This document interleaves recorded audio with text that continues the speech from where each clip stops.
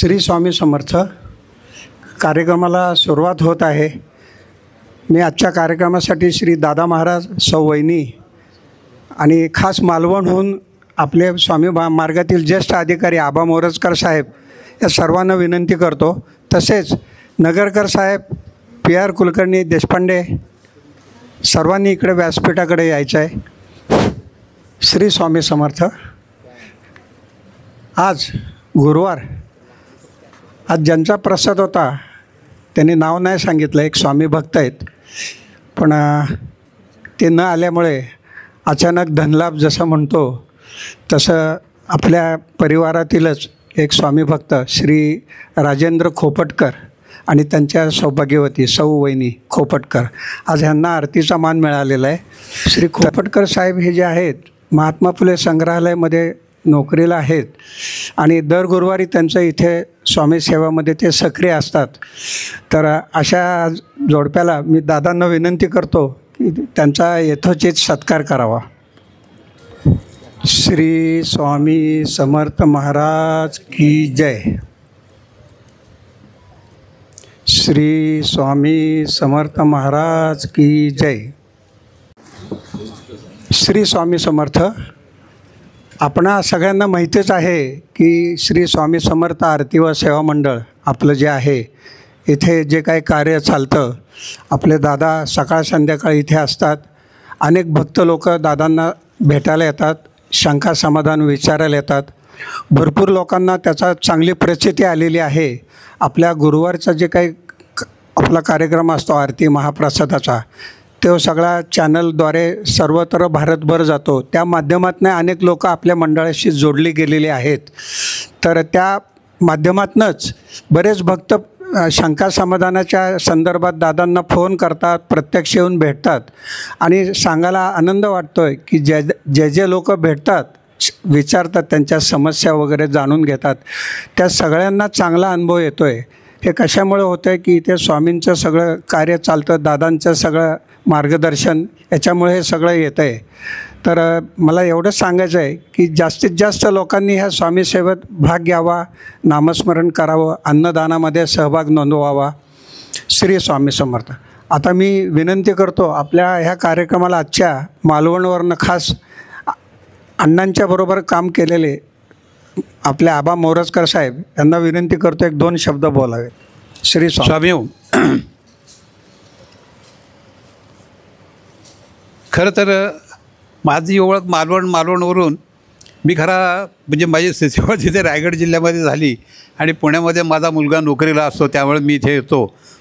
पण आता मालवण माझं मूळ गाव असल्यामुळे मी तिकडे असतो. पण मला वारंवार हे मालवणहून आलो म्हणजे माझे हे दादांचे जे संबंध आहेत ते जपण्यासाठी आणि आपणा सर्वांचा म्हणजे आता असा परिचय झाला आहे की समोर चेहरा दिसला की लगेच ओळखीचा वाटतो की हा आपला स्वामी सेवेकरी आहे. मागच्या वेळेला आम्ही 10 तारखेला बरेच वेळा उल्लेख होतो आपला राण्याची वाडी म्हणून एक गाव आहे, त्या ठिकाणी दादांच्या हस्ते आम्ही तिथं नवीन म्हणजे जुनंच केंद्र आहे, अण्णा महाराजांनी सुरू केलं होतं, ते केंद्र आम्ही पुनरुज्जीत केलं आणि त्या ठिकाणी परवा 10 तारखेला त्यांचा वर्धापन दिनाचा कार्यक्रम आम्ही केला. त्या कार्यक्रमाच्या वेळेला त्याच्या अगोदरपासून बऱ्याच लोकांचे प्रश्न होते, अनेक अडचणी होत्या. कारण मला प्रत्येक वेळा लोक विचारायचे की अडचणी आहेत, अनेक प्रश्न आहेत, कसे मोकळे होतील, कसे सुटतील, कोण मार्ग दाखवेल.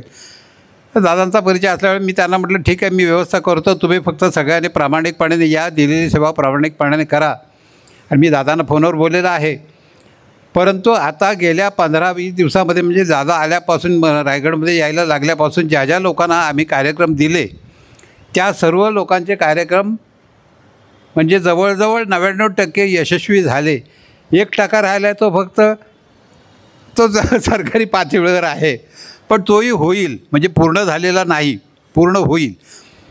जे काहींची असं होती प्रमोशन अडकली होती, काहींचे नोकरीचे प्रश्न होते, काहींच्या घरगुती प्रॉब्लेम होते, असे अनेक प्रश्न होते. आणि त्या सगळ्यांनी मला फोन करून सांगितलं की आबा तुम्ही सांगितलं आणि दादाने आम्हाला कार्यक्रम दिला. इथे पुण्यामध्ये ती मंडळी येऊन गेली, म्हणजे त्यांचा एवढा विश्वास बसला की आम्ही पुण्याला जातो, आम्हाला पुण्याचा पत्ता आहे दादांचा, आम्ही दादांकडे पुण्याला जातो.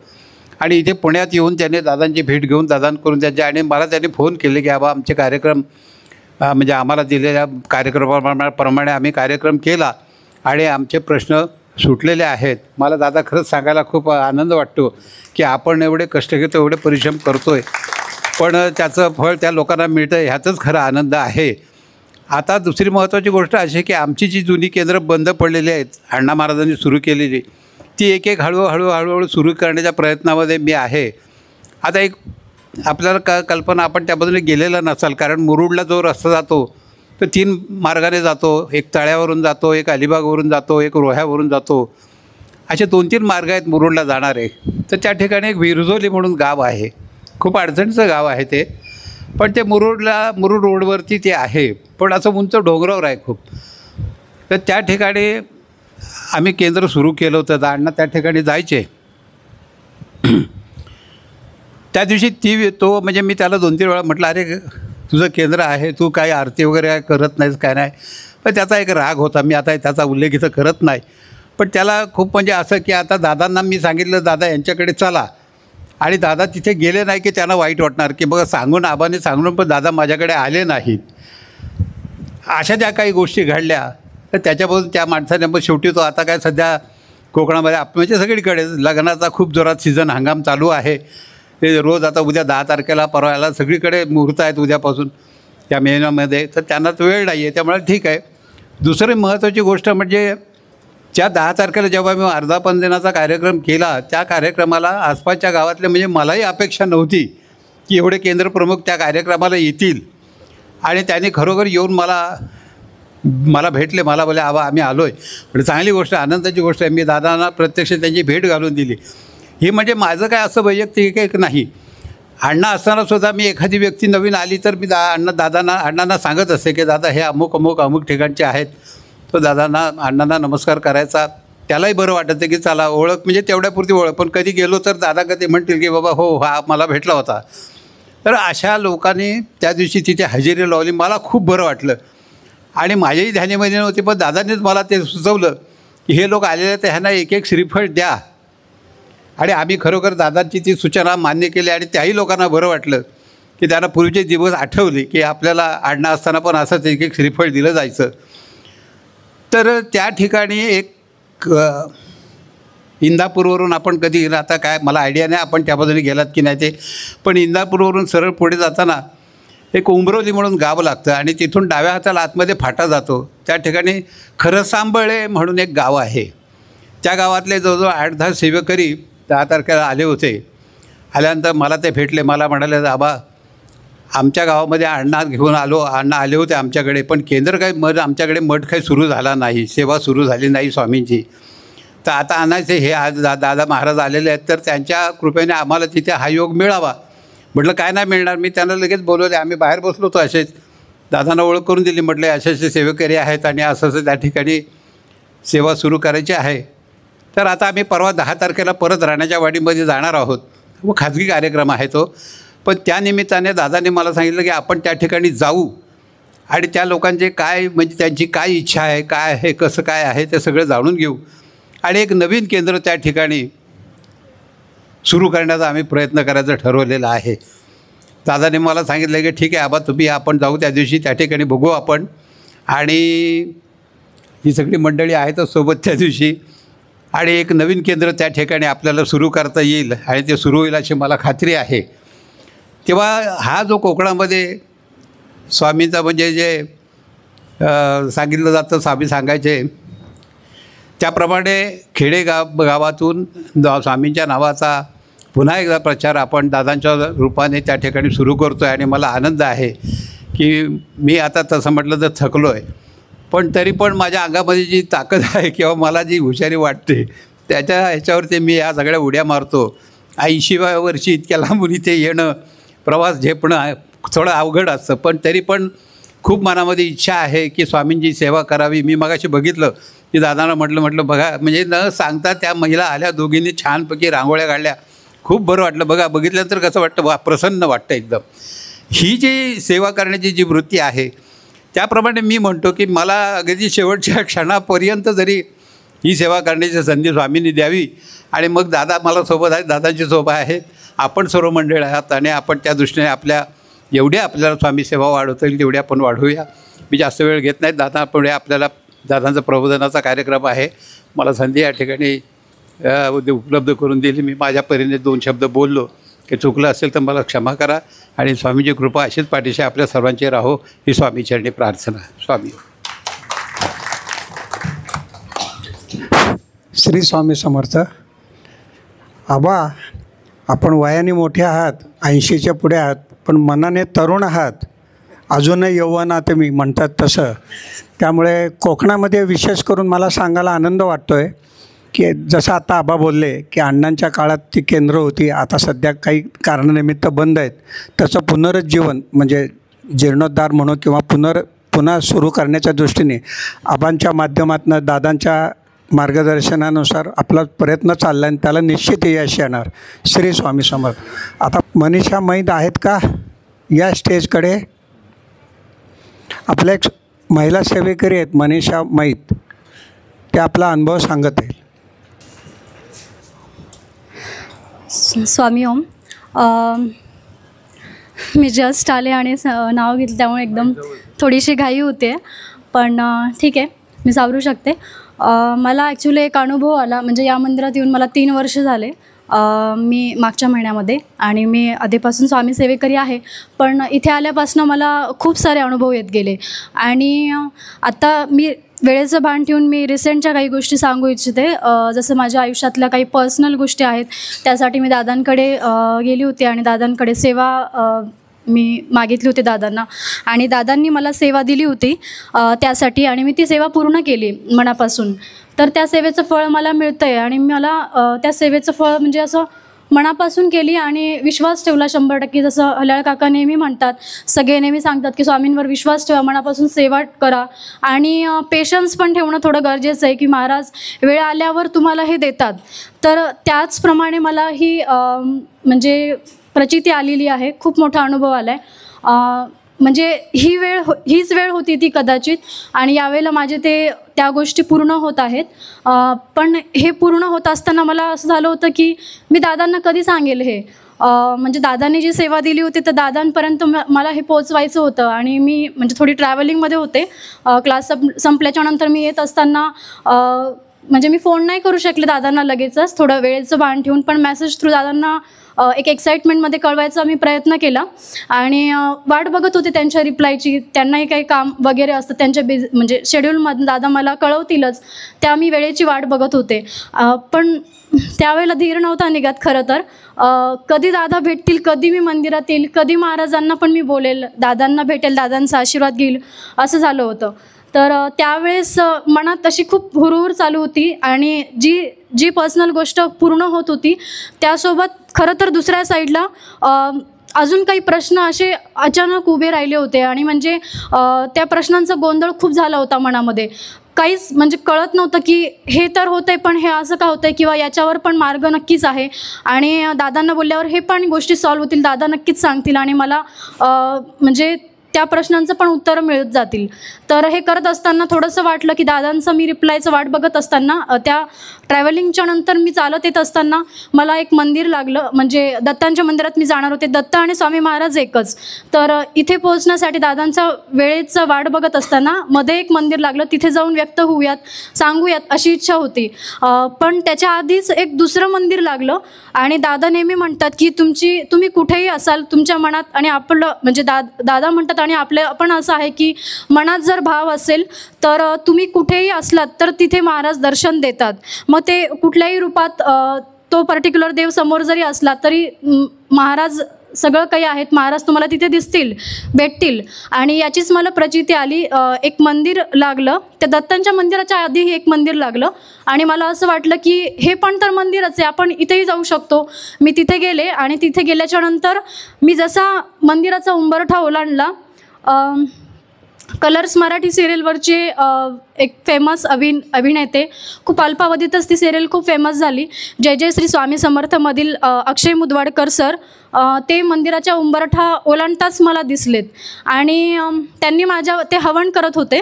त्यांनी हवन करताना अशी 3 वेळेस माझ्यावर नजर टाकली, आणि मला असं खूप असं आतून झालं की मी यांना कुठेतरी म्हणजे असं पाहिले हे ओळखीचे जवळचे व्यक्ती असं झालं आणि लगेच क्लिक झालं की हे तर स्वामी समर्थ महाराज.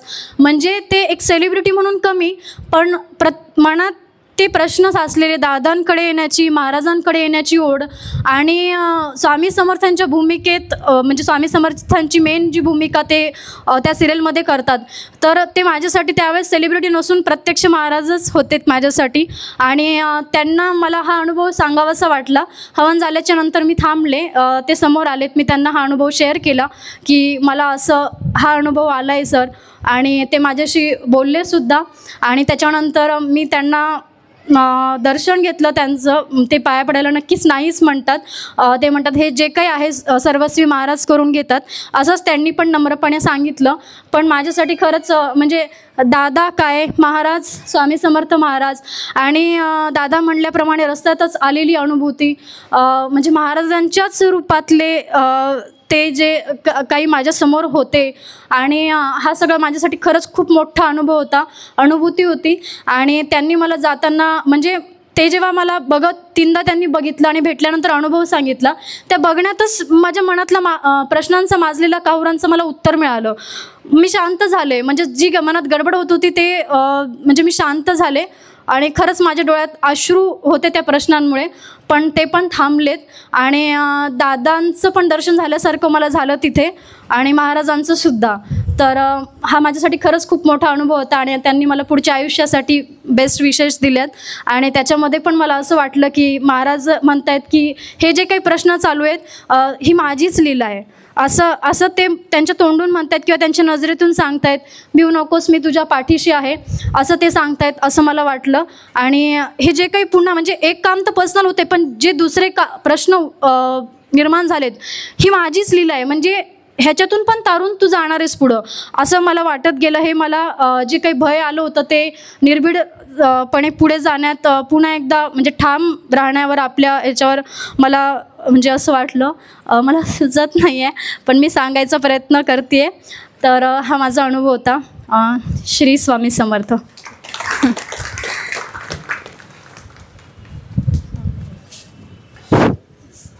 श्री स्वामी समर्थ. असे खूप अनुभव आहेत, यापूर्वी वेळोवेळी सांगितलेच आहेत. आता मनीषाने सांगितल्या जो काय अनुभव आहे तो पण अगदी खासच आहे. त्याच्या अनुषंगाने एक मला आठवलं आत्ता ह्या 15 दिवसातला घडलेला आपल्या स्वामी मंडळातल्या संदर्भातला, तो एक थोडक्यात बोलतो. आपले एक सेवेकरी आहेत, भक्त आहेत, स्वामी भक्त, सिंधी समाजाचे आहेत. मी मागे म्हटलं होतं की आपल्याकडे सर्व धर्म समभाव, सर्व धर्माचे लोक आपल्याकडे येतात स्वामी सेवेला. तर सिंधी कुटुंब पण आहेत, 2-3 कुटुंब आहेत. त्यातलं एक कुटुंब आपल्या इथे स्वामी सेवेत असतं. तर त्यांचा मुलगा फारच आजारी होता. मिलानी आडनाव त्यांचं, मिलानी. त्यांचा धाकट्या मुलाला खूपच क्रिटिकल कंडिशन होती. डेक्कन जिमखान्यावर एक हॉस्पिटल आहे, तिथे ॲडमिट केलं होतं. डॉक्टरी उपचारही चालू होते, पण म्हणावं तसा अजून काही गुणही येत नव्हता. दादांशी त्यांचा सतत संपर्क चालू होता. दादांनी त्यांना त्या संदर्भात एक सेवा दिली होती, ते करत होते. आणि कर्मधर्म संयोगाने त्या मुलामध्ये सुधारणा होत गेली. नंतर डिस्चार्ज दिला. आता बघा की त्याचे इतके क्रिटिकल ऑपरेशन झालं होतं, घरी येऊन एक 4-5 दिवसच झाले विश्रांती घेत होता आणि नंतर त्याच्यात प्रचंड सुधारणा झाली. आणि मला वाटतं 3 का 4 दिवसापूर्वी तो मुलगा कामावर जॉईन झाला. म्हणजे एवढ्या क्रिटिकल कंडिशनमधनं त्यांचा आम्हाला फीडबॅक आहे आलेला. तरी सगळे स्वामींची कृपा आहे, दादांचे मार्गदर्शन आहे. दादा जे काही इथं सांगतात करायला सेवा, ते आपण जर नित्य व्यवस्थित श्रद्धा संयम ठेवून केली तर त्याचं फळ तुम्हाला निश्चितच मिळेल. श्री स्वामी समर्थ. आता पुढील सूत्र मी दादांना देतो. श्री स्वामी समर्थ. सामुदायिक जपाने आपण सुरुवात करू. इच्छित दाता, सकल कार्य सिद्ध करता, सकल दुःख हरता, श्री स्वामी समर्थ. नमो नमः स्वाहा. इच्छित दाता, सकल कार्य सिद्ध करता, सकल दुःख हरता, श्री स्वामी समर्थ. नमो नमः स्वाहा. इच्छित दाता, सकल कार्य सिद्ध करता, सकल दुःख हरता, श्री स्वामी समर्थ. नमो नमः स्वाहा. इच्छित दाता, सकल कार्य सिद्ध करता, सकल दुःख हरता, श्री स्वामी समर्थ नमो नमः स्वाहा. इच्छितदाता सकल कार्य सिद्ध करता सकल दुःख हरता श्री स्वामी समर्थ नमो नमः स्वाहा. इच्छितदाता सकल कार्य सिद्ध करता सकल दुःख हरता श्री स्वामी समर्थ नमो नमः स्वाहा. इच्छितदाता सकल कार्य सिद्ध करता सकल दुःख हरता श्री स्वामी समर्थ नमो नमः स्वाहा. इच्छितदाता सकल कार्य सिद्ध करता सकल दुःख हरता श्री स्वामी समर्थ नमो नमः स्वाहा. इच्छितदाता सकल कार्य सिद्ध करता सकल दुःख हरता श्री स्वामी समर्थ नमो नमः स्वाहा. इच्छितदाता सकल कार्य सिद्ध करता सकल दुःख हरता श्री स्वामी समर्थ नमो नमः स्वाहा. इच्छितदाता सकल कार्य सिद्ध करता सकल दुःख हरता श्री स्वामी समर्थ नमो नमः स्वाहा. इच्छितदाता सकल कार्य सिद्ध करता सकल दुःख हरता श्री स्वामी समर्थ नमो नमः स्वाहा. इच्छितदाता सकल कार्य सिद्ध करता सकल दुःख हरता श्री स्वामी समर्थ नमो नमः स्वाहा. इच्छितदाता सकल कार्य सिद्ध करता सकल दुःख हरता श्री स्वामी समर्थ नमो नमः स्वाहा. श्री स्वामी समर्थ. आत्ताच मनीषांनी जो काय अनुभव सांगितला की ध्यास किंवा तळमळ असली की कसं घडतं, आणि आपल्या अण्णांची जी आरती गुरुवारांची त्याच्यामध्ये असं होतं की अण्णांनी हे शिकवलं की ध्यास किंवा आस लागली पाहिजे आपल्याला स्वामी नामाची, आणि तो लागला की मग दर्शन आहेच आहे. मनामध्ये सतत स्मरण असलं की ते नाम पाठोपाठ येत असते. हा अनुभव किंवा ही जी अनुभूती आहे किंवा महाराज कुठेतरी आपल्याबरोबर असतात हे आपल्याला नकळत घडत असतं. जेव्हा मनामध्ये आपलं स्मरण असेल ना, आपली कामं कुठेतरी ती होत असतात. काही वेळेला आपल्याला फक्त ते घाई होते की कधी होतं आहे, पण ते त्या योग्य वेळेला ते घडत असतं. आणि मनीषाला सांगितल्यानंतर सुद्धा काही वेळेला असं व्हायचं की अजून काही काम होत नाही, अजून काही हालत नाही, असं तिच्यासारख्या अनेक लोकांना त्याला वाटतं. पण ते बरोबर ती सेवा पूर्ण झाली की ती कुठेतरी सुरुवात होती, ती चक्र हालायला. ती फक्त तो संयम तेवढा ठेवला पाहिजे होता. आजच्या कार्यक्रमामध्ये की आजच्या ह्या गुरुवारचं आणखीन एक उल्लेख करावा असं वाटतं की आपला युवा सेवेकरी जो आहे चिरंजीव ओंकार दामले, तर नुकताच त्याचा वाढदिवस झाला. आणि ओंकार ज्यांच्या त्या या आठवड्यामध्ये वाढदिवस होते, काही आपले सेवेकरी आत्ता अनुपस्थित आहेत, पण त्या वाढदिवस ज्यांचे आहेत त्याच्यापैकी ओंकार एक आत्ता इथे उपस्थित आहे. तर ओंकारला मी आत्ता इथे पुढे बोलवतो आणि आपल्या मंडळाकडनं जी काही भेटवस्तू असेल ती त्यांनी स्वीकारावी.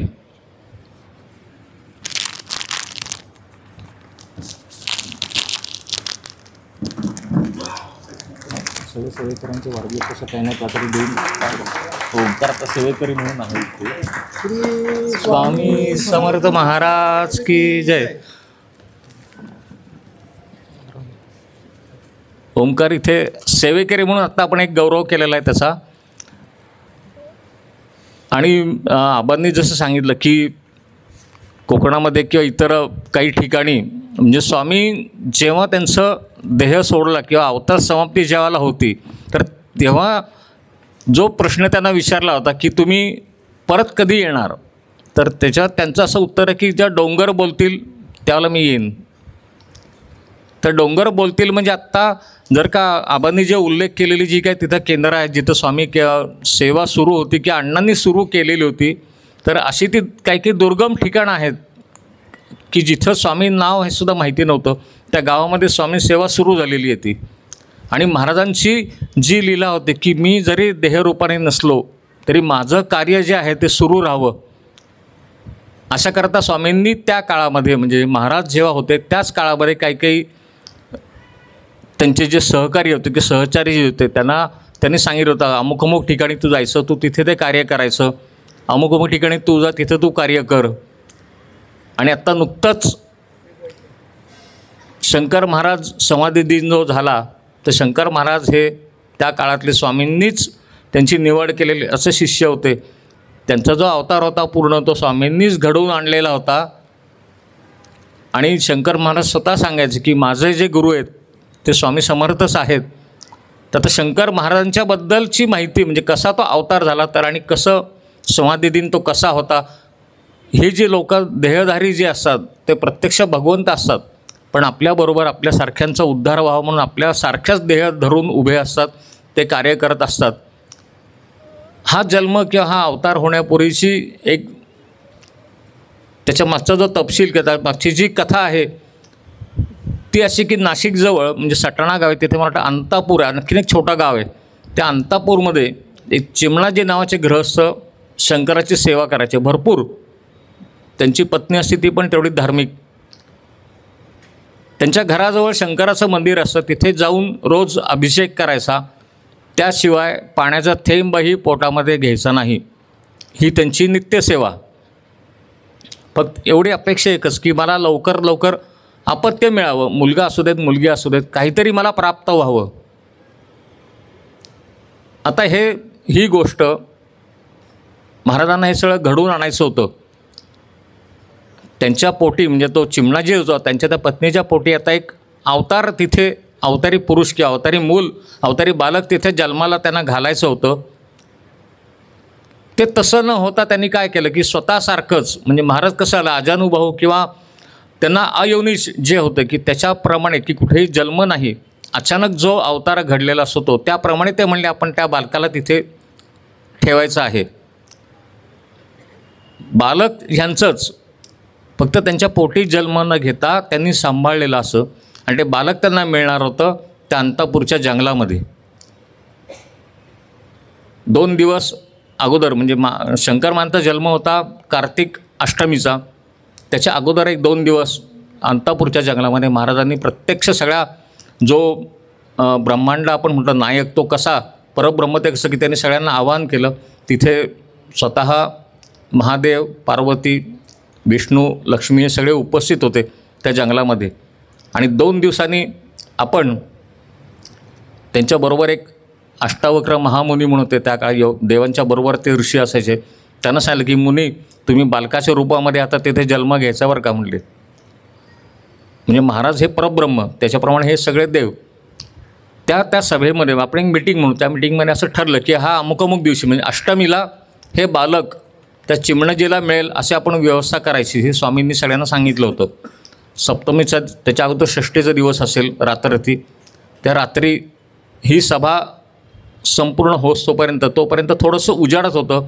सूर्योदयांची किरणं पृथ्वीवरती यायला सुरुवात झाली. सूर्य महाराज स्वतः त्या सभेमध्ये उपस्थित झाले. आता ते मुनी जे होतं अष्टावक्र म्हणजे 8 ठिकाणी त्यांना थोडंसं व्यंग असलेलं त्यांनी सांगितलं की तुम्हाला आता बालक रूपात यायचं आहे. अन्नपूर्णा देवीला सांगितलं की अन्नपूर्णे तू ह्या बालकाचं रक्षण कर जोपर्यंत चिमणाजी येत नाही तोपर्यंत.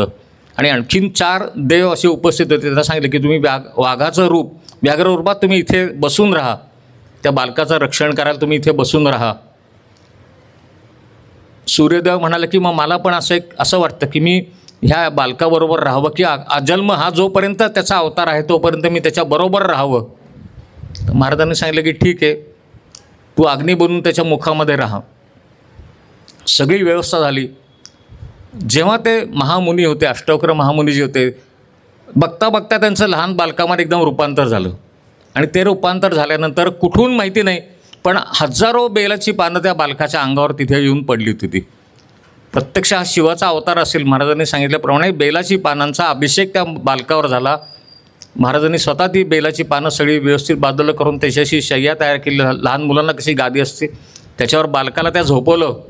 अन्नपूर्णेत सांगितलं अन्नपूर्णे तू इथं थांब 2 दिवस तू इथेच थांब. त्या वाघांना तिथे बसवलं. आणि आता मी चिमणाजीला जाऊन सांगतो की तुला जे हवं होतं अपत्य ते इथे आहे, तुला इथे मिळेल म्हणून. आणि मग सप्तमीला महाराज त्या चिमणाजीच्या स्वप्नामध्ये गेले. पहाटेची वेळ असेल. त्याला सांगितलं की चिमणाजी तुझं स्वप्न जे आहे शंकराला तू जे मागतोस ते तुला मिळणार आहे. तू उद्या उठून तुझं सगळं आवरून झालं, तुझी पूजा अर्चा झाली, शंकराचा अभिषेक झाला की तू त्या जंगलामध्ये जा. अमुक ठिकाणी तुला ते बालक तिथे मिळेल एक. त्याच्या आजूबाजूला वाघ बसलेले आहेत, पण तू घाबरू नको, ते पहारेकरी आहेत. तू जाऊन त्या बालकाला घरी घेऊन ये आणि मग तुझे स्वप्न जे आहे ते पूर्ण होईल. ते बालक दैवी अवतार आहे, ते तुझ्याकडे किती दिवस राहील माहिती नाही, पण तू त्याला काही अडवायचं नाही आहेस. आत्ता तुझं जे आहे, तुला पुत्रप्राप्ती जी हवी आहे ती तुला तिथे मिळणार आहे. आणि चिमणाजी अत्यंत भारावलेल्या अवस्थेत महाराजांच्या पायावरती डोकं ठेवून, त्याला माहिती नाही हे कोण आलेले आहेत स्वप्नामध्ये. कोणतरी योगी दिसत आहेत, कोणतरी 7-7.5 फूट उंच कोणतरी तपस्वी दिसत आहेत. तो आपला पाया पडतो, त्यांच्या पाय पडून झाल्यानंतर जागा होतो. जागा झाल्यानंतर त्याला स्वप्न, अरे म्हणतो हे स्वप्न होतं, म्हणजे थोडासा तो मनामध्ये दुःखी होतो. पण सहज असं कपाळाला हात होतं. कपाळाला स्वामींच्या पाया पडताना जे काय स्वामींच्या पायाला चंदन किंवा अष्टगंध लावलं होतं, स्वामींची मानसपूजा की जे काय केले असेल कोणी, त्या भक्तांनी जे काय फुलं वाहिली असतील, त्या फुलांची एखादी पाकळी ती अशी ते कपाळाला लागलेली दिसती. मग म्हणतो हे स्वप्न होतं, पण मग हे लागलं हे तर खरं आहे. आपण नमस्कार केला, स्वामींच्या पायावर डोकं टाकलं, हे तर खरं आहे म्हणतो. त्याच्या पत्नीला बोलवतो. तो म्हणला आत्ता मला असं स्वप्न पडलं आणि मी नमस्कार केला, त्या जो कोणी साधू होता त्याला मी नमस्कार केला, तर माझ्या कपाळाला हे लागलेलं आहे. मग स्वप्न म्हणावं तर हे लागलेलं आहे खरं, कसं काय? तर ती म्हणली हो खरं आहे, अष्टगंधाचा वास येतो आहे, चंदनाचा वास येतो आहे म्हणली घरामध्ये. म्हणजे हे नक्कीच दृष्टांत हा आपल्याला मिळाला आहे भगवंताचा. आता आपण उद्या नक्की जाऊ, आपण जंगलामध्ये जाऊन बघू म्हणून. आता उद्या कधी उजाडतो आहे? सप्तमीचा दिवस, रात्र संपल्यानंतर अष्टमीला पहाटे उठून दोघांनी परत स्नान करून शंकराची पूजा वगैरे करून जंगलामध्ये त्यांनी जायला सुरुवात केली. ज्या ठिकाणी सांगितलं होतं, ज्या खाणाखुणा सांगितल्या होत्या, बरोबर तशा त्यांना मिळत गेल्या आणि बरोबर त्या एका झाडाखाली बेलाच्या शय्येवरती ते बालक त्यांना तिथे दिसलं. अत्यंत तेजस्वी बालक, लांबूनच ते तेज त्यांना सहन होत नव्हतं, इतकं तेज. पण चारी बाजूनी ते वाघ बसलेले आहेत. थोडीशी ती बायको घाबरली. चिमणाजी थोडंसं 1 मिनिटभर मनामध्ये चरकला, पण त्यांना शब्द आठवले की घाबरू नका, वाघ असले तरी तुमच्या बाळाच्या रक्षणाकरता ते आहेत. चिमणाजीने हळूहळू पुढं पावलं टाकायला सुरुवात केली. बालकाला हात लावल्यावर ते वाघ तिथून अदृश्य आले आणि मग ते बालक जे होतं, लहान बालक, ते पण रडायला लागलं एकदम. मग नेहमीच्या मायेच्या ममतेने त्या चिमणाजीच्या बायकोनी त्यांना घेतलं, घरी आणलं आणि घरी आणल्यानंतर व्यवस्थित दुग्धपान ती करू शकली. म्हणजे आत्तापर्यंत कुठल्याही प्रकारचा तिला गर्भधारणा नसताना, म्हणजे आत्ता शास्त्रीय जर का दृष्ट्या बघितलं की हे अशक्य आहे दुग्धपान करणं, पण ती व्यवस्थित त्या बाळाला दुग्धपान करू शकली. हे बालकच पुढे मोठे झाल्यानंतर त्याचं नाव त्यांनी सांगितलं, कारण बेलाच्या पानाच्या ह्याच्यात तो सापडला होता. शंकराचा प्रसाद म्हणून त्याचं नाव ठेवलं शंकर. आणि हे बालक लहानपणापासूनच तेजस्वी, ही जे आपण म्हणतो ना 14 विद्या 64 कला, हे सगळ्यांचं माहेर आपण म्हणू की त्याच्यामध्ये ते सगळं होतं. आणि जगाच्या कल्याणाकरता हे आपला अवतार आहे ते जाणून होतं. मोठेपणे त्याने सांगितलं की मी माझ्या कार्याकरता मी निघणार आहे. त्यांनी त्या आईवडिलांचा निरोप घेतला आणि संपूर्ण मग भारतभर भ्रमण सुरू केलं. आणि त्याच्यामध्ये एक दिवस अक्कलकोटला आल्यानंतर, अक्कलकोटला याच्या अगोदर काही 2-3 दिवस थोडेसे तरुण अवस्थेमध्येच होते त्यावेळेला. ते एका झाडाखाली विश्रांती घेत बसतात, त्यांना हरिण दिसलं. आता काही उद्योग तर काही नाही, हरणाच्या मागामागं त्यांनी पळायला सुरुवात केली. आता हरणाला ते पकडणार तेवढ्यात तिथं धाडकन एकदम महाराज तिथे उभे राहिले. तोपर्यंत त्यांना माहिती नव्हतं हे कोण आहेत. त्यांनी सांगितलं ते हरणाच्या मागं तू का धावत होतास, म्हणजे त्या हरणाला कशाला पकडत होतास? ते म्हणले काही नाही, मला एक थोडंसं उत्सुकता म्हणा किंवा एक तरुण वयातलं आपण म्हणतो ना अवखळ वय असतं ते, त्या निमित्त प्रयत्न करत होतो. ते म्हणले हे तुझं असलं हे कार्य नाही, म्हणले तुझं कार्याचे आहे ते मी तुला सांगतो, इकडे ये. आणि जवळ बोलवलं, त्यांच्या डोक्यावर हात ठेवला आणि म्हणले 2 दिवसांनी अक्कलकोटमध्ये येतो म्हणून. तो डोक्यावर हात जो ठेवला, ती स्पर्श दीक्षा पहिली म्हणतात महाराजांनी त्यांना दिली की त्याला आपलं शिष्य म्हणून त्याला घेतलं. आणि 2-3 दिवसांनी जेव्हा अक्कलकोटला ते गेले, शंकर महाराज बघितलं तर अरे हा साधू म्हणले आपल्याला भेटला होता 2 दिवसापूर्वी, हीच विभूती होती. आणि मग त्यांनी जाऊन त्यांच्या पायावरती डोकं टेकवलं. आणि महाराजांना जो काही लोक नमस्कार करतात की आत्ता आपण काही लोक जे बघतात ना, त्रिवार जो मुजरा म्हणतात की हे महाराज आहेत, महाराज आमचे तुम्ही आहात. म्हणजे शंकर महाराजांनी असा जो म्हणतो तो मुजरा काही ठिकाणी केला जातो, तो शंकर महाराजांनी तिथं सुरू केला त्यांना करायला तसा तो. जसा राजाच्या दरबारात करतात तसं म्हणे आम्ही तुमच्या दरबारात आलो, तुम्ही महाराज आहात, आमचा मुजरा तुम्ही स्वीकार करा असं दरवेळेला ते म्हणायचे.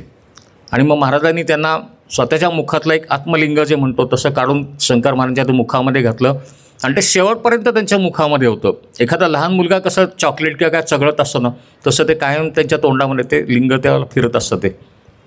मग त्यांचं कार्य सुरू झालं जे स्वामींनी अपेक्षित होतं त्यांना, की भक्तांचा उद्धार करणं. आणि मग अनेक ठिकाणी सोलापूर म्हणा किंवा त्र्यंबकेश्वर प्रत्येक ठिकाणी जाऊन तिथल्या भक्तांचा उद्धार करायचा. पुण्यामध्ये त्यांचं वास्तव्य जास्ती होतं. पुण्यामध्ये शनिवार पेठेमध्ये एक ढेकणे म्हणून होते मामा, त्यांना मामाच म्हणायचे, किंवा डॉक्टर धनेश्वर, अशी मोठमोठी विभूती त्यांचे भक्त झाले. ते आचार्य अत्रेसुद्धा त्यांचे शिष्य होते. अशा मोठमोठ्या विभूती कशामुळं, कुठल्याही प्रकारे कुठला बडेजाव नाही. बघायला गेलं तर विचित्र वाटेल असं त्यांचं स्वरूप. बसले तर जवळ असे ते गुडघे वर करून बसायचे, पण त्यांची उंचीपेक्षा त्यांचे हात मोठे होते. अजानुभाऊ गुडघ्याच्या खाली हात जात होते ते. त्याप्रमाणेच असं ते मांडीला विळखा घालून आपल्याला अवघड पडेल आपण असं बसलं तर, त्या पद्धतीने बसणं. बघितलं तर डोळे एकदम मोठे पण भेदकतात त्यांच्या नजरेमध्ये, तेवढंच प्रेम पण. चहा भारी आवडायचा, सिगरेट आणि उदबत्ती. आता ह्या ज्या गोष्टी आहेत ना, गजानन महाराजांच्याकडं चिलीम होती, महाराज हुक्का आवडायचे. हे कशामुळं बऱ्याच वेळाला प्रश्न पडायचा. त्यांना एकाने विचारलं की महाराज तुम्ही सिगरेट ओढता किंवा कायम उदबत्ती जी लावलेली ती कशा करता. तेव्हा त्यांनी उत्तर दिलं की हा जो अग्नी आहे, हा जो भगवंत आहे, जो परब्रह्म आहे, त्याच्या अस्तित्वाची ती प्रचिती आहे. आणि तो धूर जो जातो त्या धुरान्वये मी अडचणीतल्या भक्तांचं तिथे निराकरण करतो. म्हणजे महाराज जरी इथे बसलेले आहेत पण उदबत्ती लावली की त्यांना सिगरेट पेटवून दिलेली आहे, ते सिगरेट ओढतायत, त्या धुरामधनं एखादा जो भक्त त्यांची आठवण करत असेल ते त्या ठिकाणी ते पोचलेले असतात आणि त्याच्या त्या अडचणीचं निराकरण केलेलं असतं. ते आपल्याला शंका वाटते हे असं का म्हणून. त्याच्या मागची ही लीला किंवा त्याच्या मागचं कारण त्याला त्यांनी सांगितलं होतं. आणि अतिशय सोप्या भाषेमध्ये मार्गदर्शन करायचे. कुठेही मोठा बडेजाव नाही की मी कोण आहे. त्यांचे 2 उपदेश म्हणा की अगदी सामान्य लोकांना आपल्याला पटतील असे होते की कुठल्याही म्हणजे परमार्थामध्ये किंवा अध्यात्मामध्ये किंवा संसारामध्ये मीपणा सोडा. संसारामध्ये कसं होतं मी म्हणजे मी, माझी बायको, माझी मुलं, माझा संसार, मी नोकरी केली, मी अमुक केलं, मी हे सोडा. सगळं तुमचा संसार आनंदामध्ये होईल. भगवंतावरती सोडा, त्याचा संसार आहे, तो करेल, तो करून घेतो आहे. आणि हीच गोष्ट अध्यात्मामध्ये पण आहे. मी पारायण केली, मी जप केला, मी अमुक केलं, मी तमुक केलं, मी साधक होतो, मी इथपर्यंत गेलो, मी तिथपर्यंत गेलो, आता काही वर्षांनी मी गुरु आहे, हे माझे शिष्य आहेत. हा मीपणा हा तुम्ही सोडा. हे तुम्ही कोणीच नाही म्हणतात. तो करता करवाय तो बसलाय म्हणले अक्कलकोटमध्ये, तो सगळं घडवून आणतोय म्हणले. तो त्याचं तुम्ही नाव घ्या, त्याच्यावर सगळं सोडा म्हणायचे ते. म्हणजे माझंसुद्धा नाव घेऊ नका म्हणायचे ते, त्याचं नाव घ्या. अशी ही थोर विभूती. म्हणजे जो गुरु शिष्य कसा असावा त्याचं एक उत्तम उदाहरण आपल्याला म्हणता येईल की संपूर्ण जे काय असेल आपलं ते त्या गुरुच्या चरणी व्हायला. मी कोणीच नाही त्याच्यामध्ये. ज्या काही लीला त्यांनी घडवून आणल्या त्याचं सगळं म्हणजे आत्ता त्या संपूर्ण लीला सांगत बसत नाही, पण त्याचं संपूर्ण श्रेय ते महाराजांना द्यायचे की त्यांनी तो सांगतात मी इथं करून आणतो. ते जातपात नाही, कुठे धर्मभेद काही नाही. जसे आपले हिंदू होते, मुसलमान शिष्य होते, त्यांना अनेक. आता एक आश्चर्य होतं की ह्या भाषा त्यांना कशा काय अवगत होत्या. अर्थात ती दैवी विभूतीच आहे. इंग्लिशमध्ये जो कोणी याला बोलायला ते इंग्लिशमध्ये बोलायचे, हिंदी कोणी बघता आला त्याशी हिंदीत बोलायचे, मुस्लिम कोणी आला तर ते उर्दूमध्ये बोलायचे. एक रशियन त्याला दाम्पत्य पुण्यामध्ये आलं होतं आणि काही त्यांना असं कोणीतरी सांगितलं की अमुक अमुक महाराज अमुक अमुक ठिकाणी आहेत आणि ते सगळं भूत भविष्य सांगतात वगैरे असं. तर ते उत्सुकतेने त्यांना भेटायला गेले. ते जसे भेटायला गेले तसं रशियाच्या तर रशियन भाषेत त्यांनी त्यांचं स्वागत केलं आणि जवळजवळ अर्धा ते पाऊण तास त्यांच्याबरोबर ते अस्खलित त्या रशियन भाषेत ते बोलत होते. ह्या घटना अलीकडच्या काळातल्या त्या म्हणून त्या लोकांनी लिहून ठेवल्या त्या, म्हणून त्या आत्ता आपल्या इथपर्यंत त्या पोचलेल्या आहेत. आणि मग कसं परत की सगळं घडल्यानंतर जेव्हा अवतार समाप्तीची वेळ येते त्या काही काही भक्तांना शंका होती की महाराजांना आपण बरेच वर्ष बघतोय, किती वय असेल, कधी त्यांचा जन्म झाला असेल. तर ते जन्माबद्दल कधीच म्हणायचे नाही. फक्त ते म्हणायचे मी हिमालय से आयो, मेरा नाम आहे शंकर, एवढंच फक्त सांगायचे ते. तरी पण एकदा सहज बोलता बोलता ते सांगतात की माझं वय 150 वर्षाचं असेल म्हणून मी पेशव्यांच्या बरोबर पंक्तीमध्ये मी होतो. आता तो काळ म्हणजे 1800च्या नंतरचा काळ, साधारण महाराज त्यावेळेला होते 1878ला महाराज गेले. त्याच्यानंतरचा जो काळ होता त्या काळापासून जर का आपण मागे गेलो तर त्या काळात पेशवाई होती. ते जे काय काय उदाहरणं सांगायचे पेशव्यांच्या काळातली ते त्यावेळेला सत्य होतं ते. आता आत्ता मी जो मध्ये उल्लेख केला धनेश्वर म्हणून, त्या डॉक्टरांनी त्या काळातली काही उपकरणं लावून सहज आपण त्याची तपासणी करू म्हणले. त्यांचे ते रक्ताचे नमुने घेतले किंवा काय आणखीन तपासणी केली असेल तर त्या काळामध्ये जवळजवळ त्यांनी हे सांगितलं की महाराज जे सांगतायत की 150 वर्षापूर्वी मी होतो त्याला हे सत्यता आहे म्हणे. हे त्याचे हे दाखले त्यांच्या शरीरातनं जे रक्त घेतलं किंवा ज्या काय तपासण्या केल्या त्यातून त्यांना दुजोरा मिळाला की नाही महाराज म्हणतात हे बरोबर आहे.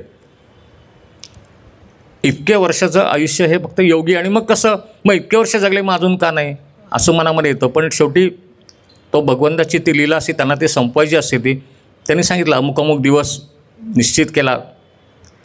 जे जवळपासचे सेवेकरी होते त्यांना बोलवलं त्यांनी की आता वेळ झाली म्हणले जायची, आता वडिलांकडे जायची वेळ झाली.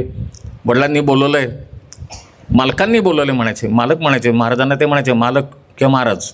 त्यांनी बोलवले म्हणले आता जो त्यांचे जे शिष्य होते ढेकणे म्हणून त्यांच्या घरी त्यांनी सांगितलं अमुक अमुक दिवशी जो आत्ता जो वैशाख शुद्ध अष्टमीचा जो आहे तो महिना, तो अष्टमीचा दिवस सोमवारच होता त्यावेळेला. पण मला वाटतं 26 एप्रिल का 24 एप्रिल काहीतरी तारीख होती ती. आणि त्या दिवशी त्याच्या अगोदर त्यांनी थोडंसं खाणं पिणं कमी केलं होतं. सप्तमीच्या दिवशी त्यांनी सांगितलं मामांच्या पत्नीला, म्हणजे मामी आपलं ते फडताळ आहेत ना, ते फडताळ म्हणजे जुन्या काळातल्या लोकांना माहिती असेल की त्या जुन्या घरांच्या भिंती खूप मोठमोठ्या असायच्या आणि त्या भिंतीमध्ये असे मोठेच्या मोठे कोनाडे असायचे ज्याच्यामध्ये माणसं 2 माणसं 3 माणसं सहज बसू शकतील एवढे मोठे कोनाडे असायचे. ते फडताळ एकदा झाडून ठेवा म्हणले, मी तिथं जाऊन बसणार आहे आता. तर त्या मामींना थोडंसं चरकलं एकदम. त्यांनी मामांना बोलवलं, महाराज असं असं म्हणतात म्हणले. ते म्हणतात ठीक आहे. आता ते म्हणतात तसं त्यांनी आपल्याला सांगितलेलं आहे ना अवतार समाप्तीची वेळ, आणि कोणी रडायचं नाही म्हणले, कोणी दुःख करायचं नाही, मी इथं असणार आहे, फक्त देहाने मी नसेल. मी गेल्यानंतर काय करायचं काय नाही, माझ्या देहाची मिरवणूक म्हणजे अंत्ययात्रा कुठून न्यायची हे सगळं त्यांना सांगून ठेवलं. त्यांची चलबिचल सुरू झाली. त्यांनी सगळ्या आजूबाजूच्या भक्तांना कळवायला सुरुवात केली की महाराज असं असं म्हणतात, सप्तमीचा दिवस आहे आज आणि उद्याच्या उद्या महाराज निघणार म्हणतात. ते सगळे भक्त त्या शनिवाराच्या त्यांच्या घरी जमा झाले. लांबून लांबून लोक यायला लागली. त्या काळी काय फोन बिन नव्हते, जमेल तशा तारा भराभरा केल्या गेल्या. आणि ते आत्ता जे मी सांगितलं ते डॉक्टर धनेश्वर होते, बरीच इतर नामवंत मंडळी होती. मग त्या शंकरमाच्या जवळ अतिशय त्यांच्या जवळच्या असणारे एक बाबूराव रुद्र म्हणून होते त्यावेळेला. ह्या सगळ्या लोकांनी महाराजांनी थांबावं म्हणून थोडंसं एकदा विनंती करू, पण महाराज रागीट बघितलं, डोळे एकदम त्यांचे लाल, एकदम अजिबात म्हणले काय कोणी उल्लेख करायचा नाही, मला थांबवायचा नाही, मी सांगतो तसंच करायचं म्हणले. ते लोक आता काय हवाल दिलेली, आपण काही करू शकत नाही म्हणले. आणि सप्तमीच्या दिवशी मामी म्हणल्या की आता ठीक आहे, तुम्ही आज जर का तिथे प्रवेश करणार असाल तर मी माझ्या हाताने मी तुम्हाला महाराज आज आंघोळ घालते. आईच्या मायेने त्यांनी गरम पाणी तापवलं चांगलं. महाराजांना सांगितलं तुम्ही हात घालून बघा कितपत गरम हवं आहे. थोडंसं विसरून घातलं त्याच्यामध्ये. मोठ्या त्या पूर्वीच्या काळी आपल्या वाड्यामध्ये असे बघितलं असेल की आठवत असेल मोठमोठे दगड असतात, त्याच्यावर महाराजांना बसवलं. थोडंसं तेल लावायला सुरुवात केली पाठीवरती आणि जे कोमट पाणी आपण म्हणू किंवा त्याप्रमाणे महाराजांना जसं सहन होईल तसं पाणी हळूहळू त्यांच्या पायावर थोडंसं घातलं, मग थोडंसं गुडघ्यापर्यंत, मग पाठीवर आणि मग डोक्यावरून. आणि ते घालत असताना सगळे नद्यांची नावं जी आपण म्हणतो ना, सप्तनदी जलस्थान, तसं त्याप्रमाणे गंगा जमुना सरस्वती जे काय असेल ते घेत आणि त्या पाण्यामध्ये मामींचे अश्रूसुद्धा टपकत होते की आता हे शरीर आपल्याला स्पर्श करायला मिळणार नाही, हा देह आपल्याला बघायला मिळणार नाही. महाराज एकदम स्थिर होते, कुठेही त्यांच्या मनात काहीच चलबिचल काही नव्हती. तेवढंच तेज, तेवढंच त्यांचं शरीर गरम लागत होतं. आणि मग स्वच्छ आंघोळ झाल्यानंतर देह पुसून त्यांच्या आवडीचे पांढरे शुभ्र, त्यांना पांढरा रंग आवडायचा तसे कपडे बाहेर काढून ठेवले होते. महाराज आले, ते कपडे घातले त्यांनी, धोतर, पांढरा शर्ट. आणि ते जे फडताळ होतं जे स्वच्छ करून ठेवलं होतं तिथे खाली अशी ती कांबळी वगैरे घातली असेल, मागाचा तक्क्या त्यांना ठेवला तर टेकाला. मामी म्हणले मला चहा द्या. महाराजांना चहा खूप आवडायचा. 2 कप चहा मामींनी, महाराज प्याले तर 2 कपच प्यायचे बरोबर, तर 2 कप चहा त्यांनी आणून ठेवला. मामींनी. तोपर्यंत जे सगळी भक्त लोक ती शांत उभी, कोणाला काही सुचत काही नव्हतं. थोडासाच वेळ राहिला, आता जे काय बघायचं असेल डोळे भरून बघून घेऊ म्हणले आपण या परब्रह्माला. मामींनी चहा दिल्यानंतर तेवढं शांतपणाने महाराज उठले. आता एकदा मी आतमध्ये बसल्यानंतर हे तुम्ही बाहेरनं दार लावून घ्यायचं, दार कोणी उघडायचं नाही जोपर्यंत मी सांगत नाही तोपर्यंत. कडक शब्दात महाराजांनी सांगितलं. चहा झाला, महाराज तिथे जाऊन बसले. त्यांची जी नेहमीची जी आसन त्यांचं होतं, गुडघे असे वर करून जे असे बसायचे ते, त्या पद्धतीने महाराज बसले. मामी दार लावून घ्या म्हणले. सगळा जो बाहेरचा भक्तवृंद होता अक्षरशः त्यांच्या डोळ्यातनं आसवं गळतायत. मामींनी एकदा फक्त बघितलं. मी नेहमी सांगतो की जर का आपण कधी वैकुंठ स्मशानभूमीत गेला असाल किंवा कुठल्या नातेवाईकांच्या किंवा कुठल्या मित्राच्या म्हणा कोणाच्या तरी अंत्ययात्रा जर का गेला असाल ना, जेव्हा ते शरीर जे असतं मृत शरीर ते चित्यावर ठेवलं जातं किंवा त्या विद्युत दाहिनीमध्ये जे ते ढकललं जातं आणि त्याच्यानंतर तो बाहेरनं त्यांचा तो दरवाजा लागला जातो, तो क्षण फक्त आपण बघून घ्यायचा असतो, कारण त्याच्यानंतर परत कधीच दिसत नाहीत ती व्यक्ती. तसं मामींनी एकदा डोळे भरून बघून घेतलं आणि त्या पडद्याळ्या बाहेर जो दरवाजा जातो तो लावला गेला. चैन कोणालाच पडत नव्हतं. दिवसभर सप्तमीचा जो दिवस आता दिवसभर घरामध्ये एक शोक आपण म्हणतो ना, तसं तर ती वातावरण म्हणा की त्यावेळची ती परिस्थिती कोणाला काही सुचत नव्हतं. स्वयंपाक तर करायचा आहे, घरात लहान मुलं आहेत, तेवढं पुरतं स्वयंपाक बनवला, मुलांना खायला घातलं. परत दोघं मामा मामी जे भक्त कोणी होते ते तिथे बसून राहिले, रात्रभर बसून राहिले. सप्तमीच्या दिवशी अष्टमीला पहाटे आतून आवाज आला, पुढच्या तयारीला लागा, आत्मज्योत निघाली. हे म्हणल्याबरोबर जो इतका वेळ सगळ्यांनी बांध अश्रूंचा रोखून ठेवला होता तो सगळ्यांच्या डोळ्यातनं व्हायला लागला. मामींनी दार उघडलं, बघितलं तर हे असेच महाराज बसलेले आहेत, पण निश्चल म्हणजे आता तो आत्मज्योत तर निघून गेलेली, म्हणजे फक्त आता तो देह उरलेला आहे. धनेश्वर डॉक्टर तिथे होते उपस्थित, त्यांनी ते बाहेर घेतलं, त्यांना झोपवलं आणि त्यांच्या जो स्टेथोस्कोप म्हणतात किंवा त्या वेगळ्या एका उपकरणाने त्यांनी फक्त तपासायला सुरुवात केली. त्याबरोबर त्यांना त्याच्यामध्ये आवाज आला त्यांच्या कानावर की मी कुठेही गेलेलो नाही आहे, हे जे शरीर आहे तुम्ही माझ्या जे आज्ञा आहे त्याप्रमाणे तुम्ही अंत्यविधी करा, मी इथेच आहे. जो कोणी स्वामींचं नाव घेईल त्याच्या पाठीशी मी इथे राहणार, जसं महाराज उभे राहतात तसं मी उभं राहणार आहे. आणि त्याच वेळेला त्यांचा दुसरा एक भक्त होता, त्याला कानामध्ये त्याच्या असा आवाज आला की तू आळंदीला जा, ओंकारेश्वरला जा. आणखीन त्यांनी 1-2-3 ठिकाणं सांगितली. स्वामींचा जो मठ आहे अक्कलकोट आपल्या मंडईमधला, तिथे जा, तिथले निर्माल्या घेऊन ये आणि माझे जे समाधीस्थान आहे तिथे नेऊन तो अगोदर ते निर्माल्या सगळीकडे पसर म्हणून. ते बघितल्याबरोबर त्या भक्ताला एकदम जाणीव झाली की कोणतरी आत्ता माझ्या कानाशी बोललं. धनेश्वर पण म्हणले मला आत्ता कोणीतरी बोलल्यासारखं वाटलं. निर्माल्या आणायला त्यांनी सांगितलं, पटापटा गाडीची व्यवस्था केली. 2 तासामध्ये 4-5 ठिकाणी निर्माल्या आणलं गेलं. त्यांची जागा जी धनकोडीमध्ये आता आत्ता मठ उभं राहिला आहे ती समाधीची जागा, तिथे जाऊन ते निर्माल्य अंतरलं गेलं.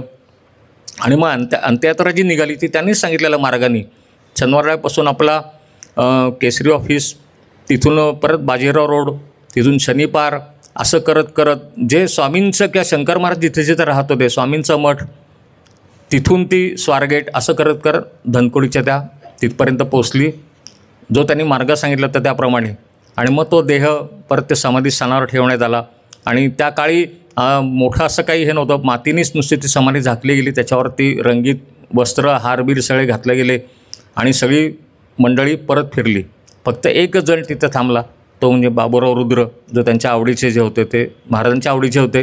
आणि ते कशा करता की न जाणो त्या काळी धनकोडी आत्ता आपल्याला गावात वाटतं पण त्या काळामध्ये ते गावाच्या बाहेर होतं. न जाणो ह्या जंगलामध्ये जंगली कुत्री आहेत, जंगली श्वापद आहेत, जर का कोणी येऊन समाधी उकरली तर माझ्या गुरूंचं तो देह आहे शेवटी. त्या कुत्र्यांना किंवा त्या वाघाला किंवा तो जो इन्स्टर शॉपर आहे त्यांना काय माहिती नाही कोण आहेत, त्या देहाचं तिथे म्हणले अपमान होईल, तो उकरून ते देह बाहेर काढतील. म्हणून बाबूराव रुद्र तिथे त्या समाधीजवळ राहिले. 2 दिवस झाले, 3 दिवस झाले. कुणी त्यांच्या घरच्या लोकांना वाटले हे गेले कुठं म्हणून ते बघायला आले, त्यांची पत्नी बघायला आली. तर ते बाबूराव रुद्र, त्यावेळेला पाऊस पडत होता, वैशाख असूनसुद्धा, आणि बाबूराव रुद्र त्या समाधीवरती असे झोपलेले होते की समाधीला पाऊस लागू नये, म्हणजे केवढी त्या गुरूंची काळजी होती ती. त्यांच्या बायकोने त्यांना हलवलं. ते म्हणले की मी आता माझा मुक्काम इथेच असणार आहे, तुला राहायचं असेल तू घरी राहा, नाही तर तू पण इथे माझ्याबरोबर. आणि ती पण केवढी मोठी पतिव्रता, तिने पण घरदार सोडून तिथे त्यांच्याकडे त्या जवळ येऊन राहिली. मग त्यांनीच हळूहळू त्या समाधीला थोडंसं चौकट वर पत्रा असं एक 4 बांबू ठोकून ते काही तयार केलं ती जागा, आणि मग त्यांचं वास्तव्य त्या दोघांचं तिथेच राहिलं. मग त्या समाधीचा हळूहळू पुढे म्हणतो ना की पुनरुद्धार, की आत्ता जसं जोशीकाका म्हणले की नवीन रचना, आणि आत्ता जे आपण मंदिर बघतो ते ह्या टप्प्याटप्प्याने हे मंदिर तयार झालं. पण तिथली शक्ती तेवढीच जागृत जी त्या काळामध्ये महाराजांनी ठेवलेली होती, ते स्थान तेवढंच जागृत. जर का कधी जायचं आपल्याला योग आला तर आपण जरूर तिथे जावं. आणि महाराजांचे एक आवडते शिष्य म्हणून जे स्वामींनी त्यांना स्थान दिलं होतं, त्यांच्या मुखातलं जे लिंग त्यांना दिलं होतं, इतके ते जवळचे होते. आणि त्यांच्या तोंडी जे होतं की स्वामींचं नाव घ्या, तर आपण सगळे अगोदरच भाग्यवान आपल्याला म्हणलं की आपण अगोदरपासूनच स्वामींचं नाव घेत होते. ह्या आजच्या गुरुवारी इथे थांबतो मी. आपला पुढचा पालखी सोहळा सुरू होईल, आणि पालखी सोहळ्यामध्ये ज्या भक्तांना जायचं असेल त्या भक्तांनी पालखीबरोबर जायचं, ज्या भक्तांना इथे महाप्रसाद घ्यायचा असेल त्यांनी महाप्रसादाकरता थांबावं. कारण फक्त शांततेत आणि नामस्मरणामध्ये आपण एकदा स्वामींचा जय जयकार करू आणि मग पुढच्या कार्याला सुरुवात होईल. जय जय श्री स्वामी समर्थ. जय जय श्री स्वामी समर्थ. जय जय श्री स्वामी समर्थ. श्री स्वामी समर्थ महाराज की जय. परमपूज्य अण्णा महाराज की जय.